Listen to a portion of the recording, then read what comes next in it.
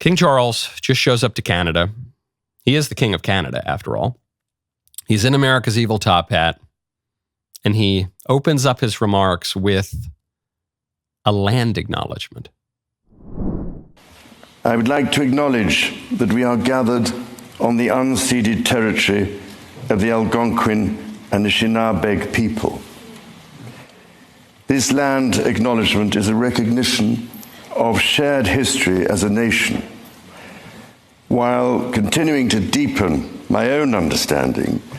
It is my great hope that in each of your communities and collectively as a country, a path is found toward truth and reconciliation in both word and deed. Fact check. I'm pretty sure the land was ceded. This is the unceded territory of the Algonquin Indians. I think they ceded it because they're not there anymore and you're there. So it got ceded. They might not have willingly ceded it, but they ceded it. It's over. This is pathetic. Why is the King of England speaking like a blue-haired trans-pans lesbian at Oberlin College? Why? I think I know why. I'm not a Charles hater. I actually quite like King Charles. I have a healthy respect for the English crown, even though there's a little bit of problem that happened around, James II and William and Mary of Orange and, the parliamentary supremacy and the supposedly glorious revolution. All that. We're not going to get into that right now, okay? I have a great deal of respect for the English crown and for King Charles, who is in many ways a traditionalist. Not of the Edmund Burke variety, maybe that too, but also of the René Guénon and the kind of philosophical traditionalism, perennialism. So anyway, our views don't totally overlap, but I have a great, healthy respect for the guy. Go to vandycrisps.com/Knowles. Spring is when we throw open the windows and freshen up, including refreshing our kitchens. It is time to ditch seed oils and processed snacks. Vandy Crisps are just real potato chips made the old-fashioned way. They taste better than any chip you've ever tried.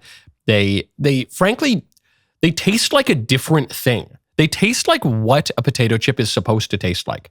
In your mind, in your repressed memory of ancestral knowledge, what you know that a potato chip should always have been, that's what a Vandy Crisp is. I'm really not being hyperbolic. It's just absolutely phenomenal. They are the first real potato chip you've ever tasted. They're made the way they were made 100 years ago. Just 3 simple ingredients: heirloom potatoes, grass-fed beef tallow, and sea salt. That is it. That grass-fed tallow, it's not just for flavor. It's packed with nutrients that are great for your brain, your skin, and your hormones. You're not going to get that heavy, sluggish feeling you get from regular chips. I can't recommend these highly enough. They're just phenomenal. 100% American-made. Now is the perfect time to start snacking right. Go to vandycrisps.com/Knowles today. Get 25% off your order. I think he's doing this not because he's become some blue-haired left-wing radical. I think he's doing this because he thinks this is his best shot to hold on to power and prominence, that the last century at least has been an uninterrupted rehearsal of the English crown losing its privileges, losing its stature, and just trying to hold on to something, as the other monarchies were essentially all destroyed in Europe 100 years ago. I think that's the calculation he's making.